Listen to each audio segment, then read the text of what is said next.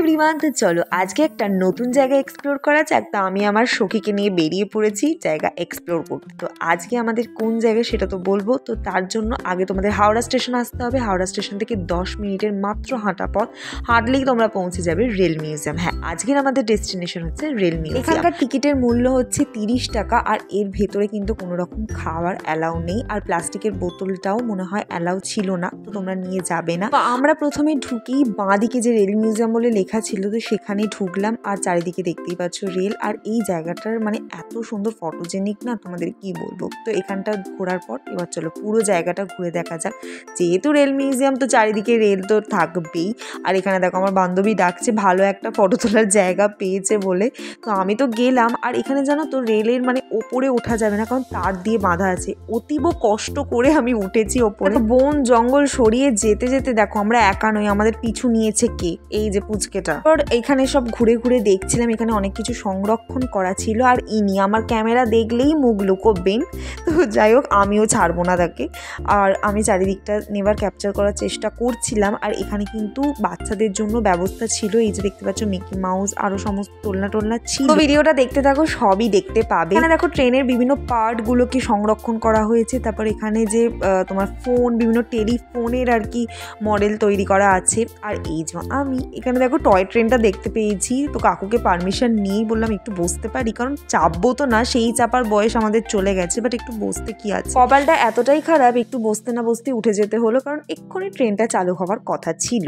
তো এই যে দেখতে পাচ্ছ আবার গেটও করা আছে, কিন্তু মানে বেশ সুন্দর ছিল, বাচ্চাদের জন্য কিন্তু বেশ মজার। আর এই যে মিউজিয়ামটায় ঢুকলাম, এখানে দেখো হাওড়া স্টেশনের একটা মডেলও তৈরি করা ছিল। এখানে অনেক ছোট ছোট মডেল ছিল, আর বিশেষ করে ছিল চারিদিকে হাওড়া স্টেশনের মানে আগে কিরকম স্টেশনটা দেখতে ছিল, পরে কিরকম হয়েছে, সমস্ত চারিদিকে শুধু ছবি দেওয়া ছিল। আর এই যে এখানে একটা চোখে পড়লো হাওড়া স্টেশনের আগের রূপ, এখনকার রূপ এবং ভবিষ্যতে কিরম হতে পারে সেই রকমেরও ছিল। অবাক করার বিষয়, মিউজিয়ামটা পুরো ফাঁকা ছিল, কেউ ছিল না, আমরা দুজনেই ঘুরে বেড়াচ্ছিলাম। আর সব থেকে মজার ছিল এই যে এই মডেলটা, কি সুন্দর দেখো, ছোট্ট মতো একটা স্টেশন তৈরি করা আছে, রেল লাইন করা বেশ ভালো ছিল। তারপর ওখান থেকে বেরিয়ে আরো একটা জায়গায় উঠলাম, ওঠাটার থেকে বেশি নামতে মজা লেগেছে দেখো এখানে। আর আমার তো এই সব জায়গাতে আমি বাচ্চা হয়ে যাই একেবারে। বাবা জীবন তো একটাই, আজ আছি কাল নেই, তাই ছোট ছোট মুহূর্তকে এনজয় করো। কে কি বললো, এক কান দিয়ে ঢোকাও আর এক কান দিয়ে বার করো, অত পরোয়া করো না, কি বলো। আজকের মতো অনেক জ্ঞান দিয়ে ফেলেছি। এই যে বিহাইন্ড দ্য ক্যামেরা যিনি আমার এত সুন্দর সুন্দর ক্লিপিংস তুলে দিয়েছেন। তো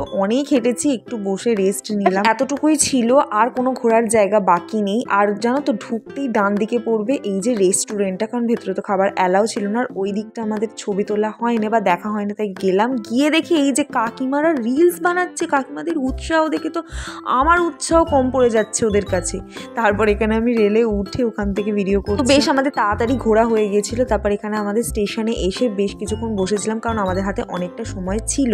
তো ওখানে আমাদের ওখানকার মেলা বসেছিল, বই মেলা। তো ভাবলাম টুকুস করে একটু ঘুরেই যাই। আমার মতো মানুষ বই মেলাতে যাওয়া ঠিকই নয়, কারণ আমি সত্যি বলছি আমি একদমই বই পড়তে পছন্দ করি। ওই যে ঘোরার নেশা রয়েছে, কোনো জায়গায় বাদ দেওয়া একেবারেই যাবে না, তো বই মেলাটাও কেন বাদ যায় বলো। আর এখানে দেখো আমরা দেখলাম কোনো একটা অনুষ্ঠান হচ্ছিল ওখানে, তো সেটা দেখে আর বেশিক্ষণ দাঁড়াইনি। তারপর গেলাম এই যে এই জায়গাটা শুধুমাত্র খাবার জায়গা ছিল, মানে বিভিন্ন রকমের খাবার হয়। এখন মানুষ বই পড়ার থেকে বেশি খেতে যায় মেলাতে, কি বলো, আমার সাথে একমত তো। আর এখানে বই মেলায় গেছি, একটু বই না দেখলে হয় বলো, ঠাকুর পাপ দেবে তো, তো একটু বই দেখলাম। আমাদের সাথে নেক্সট কোনো সুন্দর ব্লগ নিয়ে আজকের মতো এতটুকুই। চ্যানেলটিকে সাবস্ক্রাইব করে যেতে ভুলো না।